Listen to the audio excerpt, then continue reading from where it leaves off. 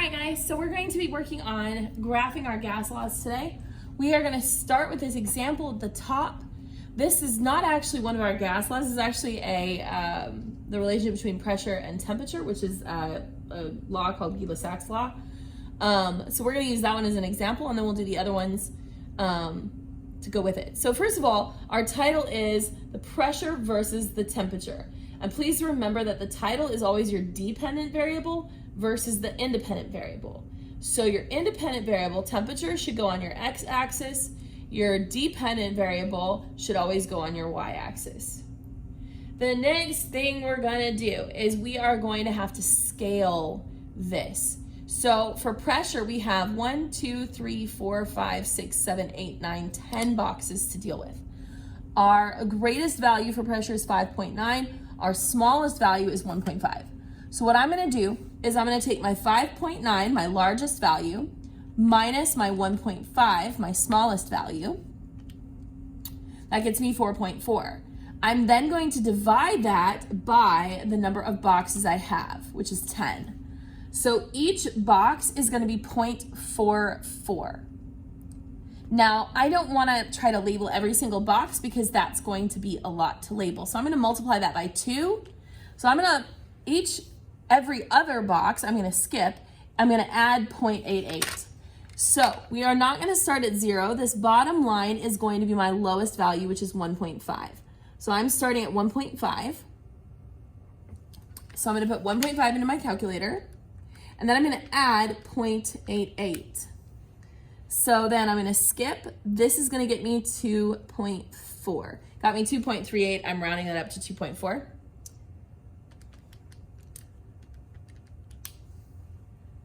Adding 0.88 again, I get 3.28, which I'm gonna round to 3.3. Adding 0.88 again, remember we're skipping a box. That gives me 4.2.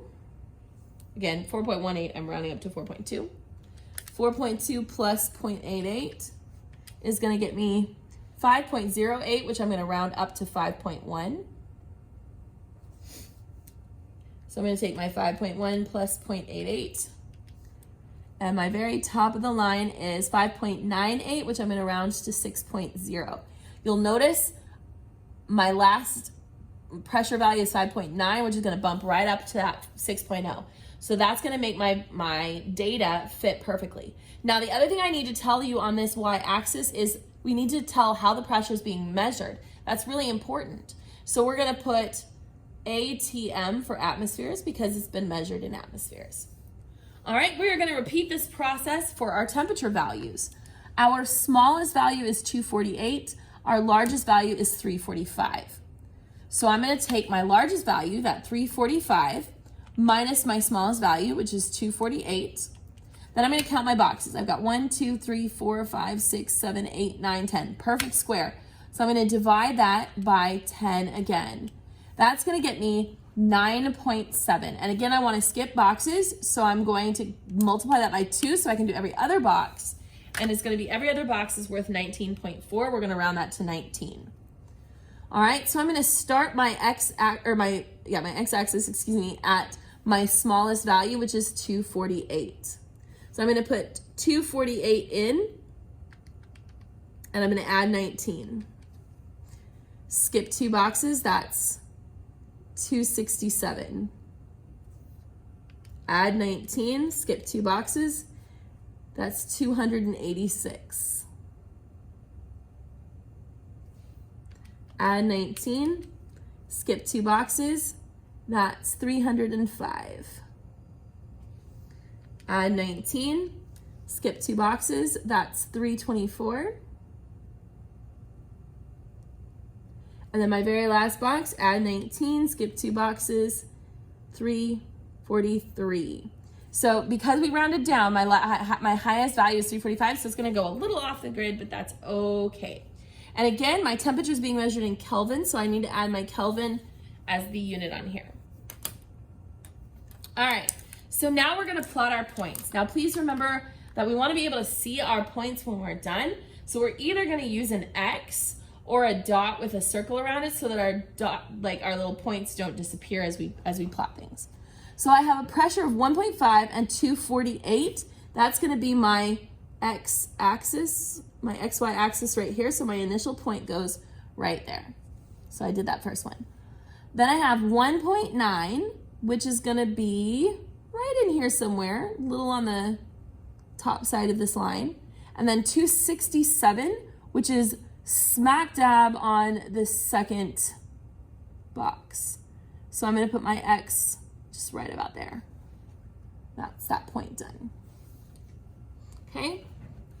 Then I have 2.6, which again is going to be kind of in the middle here. And then we're going up to 289, which is going to be just a little past this line. So somewhere right in here. 3.1 just below this line, and 299, which is going to be right about here. 4.0, so up to pretty close to this next line up here. And then we're going out to 314, which is going to be kind of part way between here, so sort of in the middle here somewhere. 4.7, so getting a little bit closer here, somewhere around this line-ish. And then 321 is going to be just before here.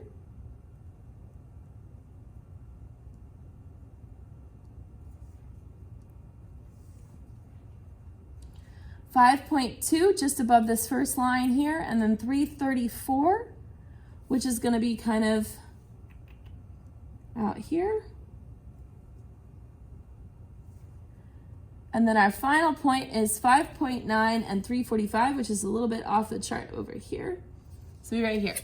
Now, this is going to be a nice straight line, which of course, it doesn't look like a nice straight line when I plot my points. So we're gonna do what's called a best fit line, where it kind of goes through the middle of all of my points. Okay. It's okay that there are a few outliers. That's all good. Okay. So there's my graph. Now, this is a graph where when the temperature increases, so does the pressure. So this is a direct relationship. One goes up, the other goes up. Okay?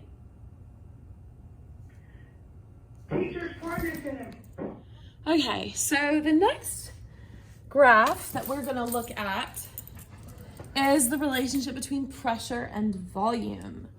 Okay? Remember that this is going to be our dependent versus independent. So the dependent goes on the y-axis, pressure, which we've measured in atmospheres. And down here we have volume, which we've measured in liters. Okay? The next thing we need to do is make our scale. Our pressure values go from 10 to 24. So again, we're going to take our biggest number, 24, minus our smallest number, 10, divided by the number of boxes, 10, which gives us 1.4 for each box. I'm going to multiply that by 2 so we can skip every box. That's 2.8 per box. So my initial pressure at the very bottom is going to be my smallest measurement, 10. And I'm going to do 10 plus 2.8. So this box here is going to give me 12.8 plus 2.8. Skip a box. This next one is 15.6. Add 2.8. Skip a box. This one is 18.4. Add 2.8. Skip a box. This takes me to 21.2. Add 2.8. Skip a box. And we finish right at the top at exactly 24, which is where our data for pressure stops. We're going to do the same thing for the bottom. Our volume goes from 2.4 down to 1. So we're going to do our biggest number, 2.4, minus our smallest number, 1.0. We're going to divide that by the number of boxes, which is 10. We get 0.14. We're going to multiply that by 2 so we can skip boxes. So we're going to go by 0.28. I'm going to call it 0.3. So our initial box here is going to be our 1.00.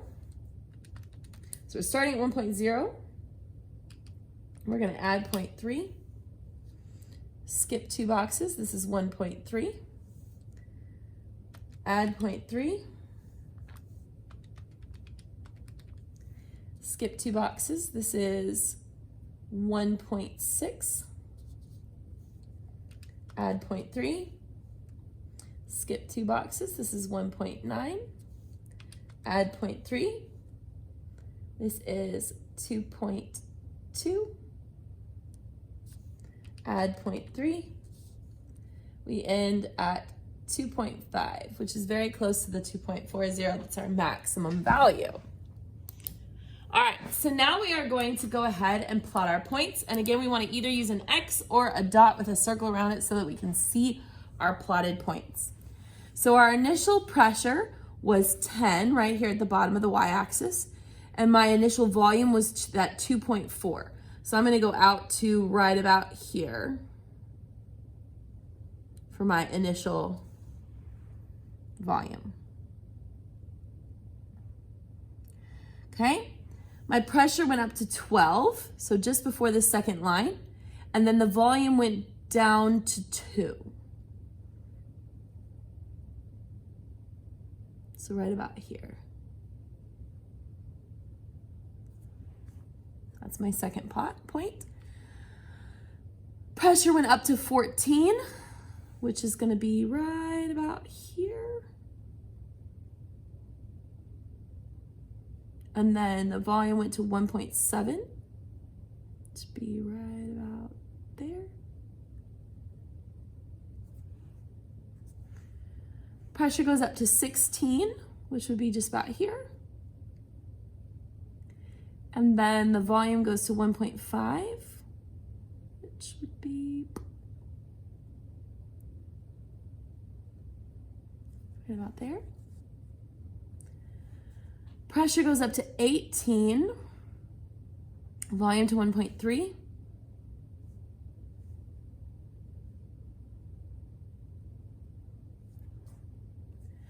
Pressure goes up to 20.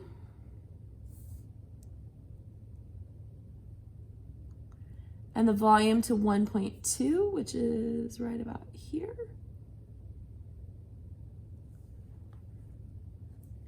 Pressure goes to 22, which is right about here. And then we're at 1.09, which should be pretty close to the axis.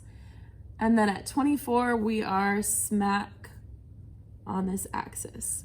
So this time, we do not have a straight line. We have a nice, pretty curve. So I'm gonna rotate this a little bit. I'm gonna do a practice swipe, and then I'm gonna draw a best fit curve. I want one nice, smooth curve, no trying to go back and fix it, okay? Now, this is one of the laws that we talked about. This is the relationship between pressure and volume, which we know is Boyle's law. The relationship between pressure and volume is direct or inverse. Well, as the volume got bigger, the pressure got smaller. So those are opposites, so that makes this relationship inverse. What would happen to the volume if the pressure was doubled? Okay, so what would happen to the volume over here if the pressure was doubled? Okay, so if I went from 10 to 20. What would happen to the volume? And then the last question here, what would happen to the pressure if the volume was doubled? Okay.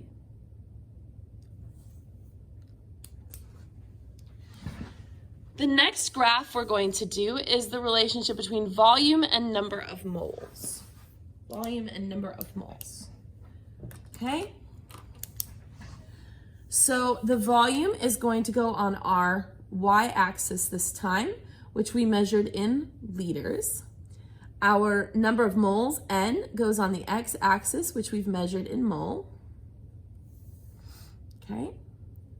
So now we need to scale our graph. So we're going to take our values for volume. We go from 1 to 2.4. So we're going to take our biggest number, 2.4, minus our smallest number, 1.0. divided by the number of boxes, which is 10. That gets us 0.14 for each box. We're going to multiply that by 2 so we can skip boxes. This is 0.28. I'm going to round it to 0.3. So starting at our smallest value, which is 1.0, we're going to be adding 0.3.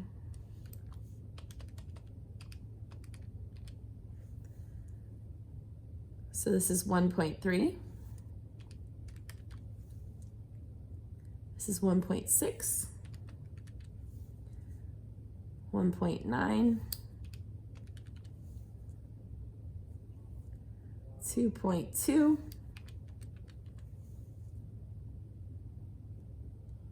and 2.5. Okay, we're going to do the similar thing with the x-axis. We're going from 5 to 12, so we're going to take our 12.0 minus our 5.0. We're going to divide that by the 10 boxes. That gets us 0.7. I'm going to multiply that by 2 so I can skip boxes. That gives me 1.4. So I'm going to start at the corner here with my smallest value, which is 5.0. And I'm going to add 1.4, skip a box. That gives me 6.4. Add 1.4, skip a box. That gives me 7.8. Add 1.4, skip a box. That gives me 9.2. Add 1.4, skip a box, it gives me 10.6. Add 1.4, skip a box, that puts me right at exactly 12. Perfect.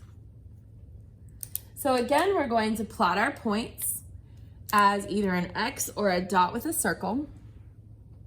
We have 1 and 5. So 1 and 5 puts me right here on this corner. We have 1.2 and 6, so right about here.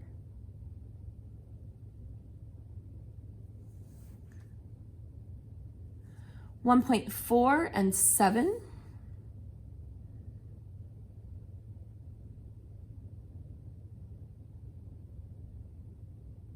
So right about here.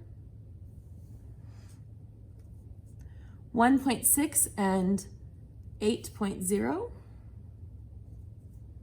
takes me out to right about there.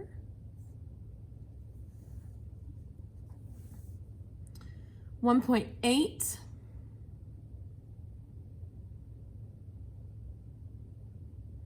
and 9.0.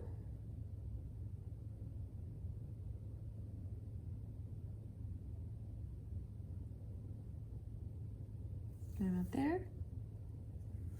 2.0 and 10.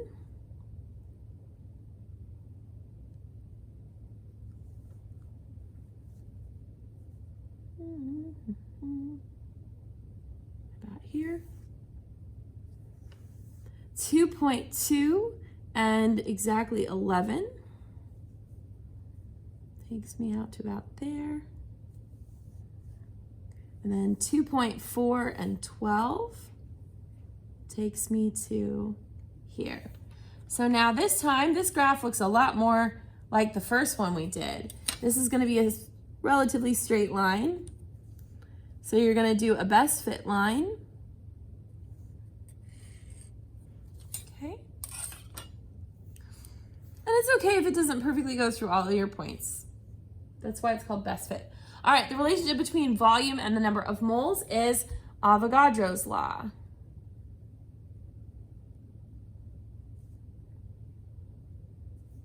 Okay, the relationship between volume and moles is direct or inverse. What happens to the number of moles that could be contained if the volume was doubled? So if we take the volume and double it, what happens to our number of moles? What happens to the volumes? What happens to the volume when it contains double the number of moles? So if I double the number of moles, what's going to happen to my volume?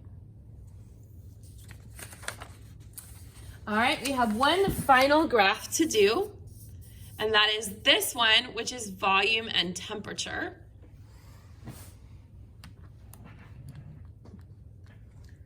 I'm gonna let you do this graph on your own, and you can come back when you are ready.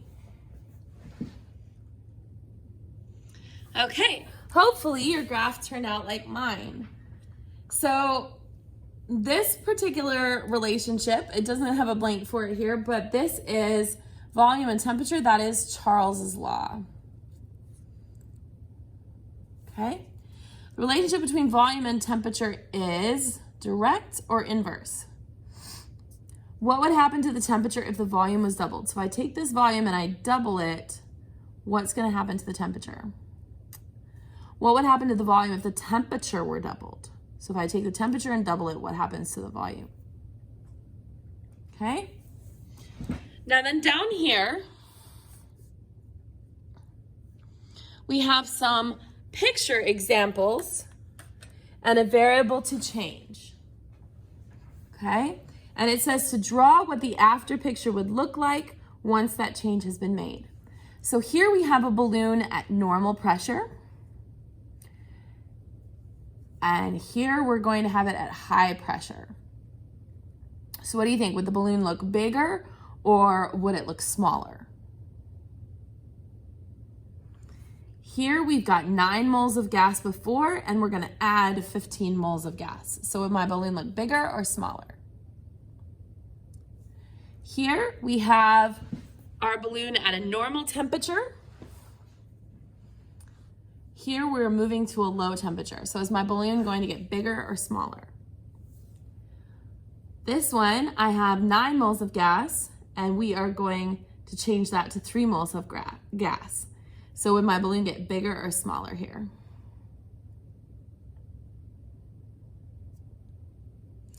Then we have these 2 questions at the bottom. Explain why the pressure increases when the volume of a container of gas is decreased by half. Okay? And making sure to talk about the collisions. And then we have what type of relationship exists between pressure and volume? Explain.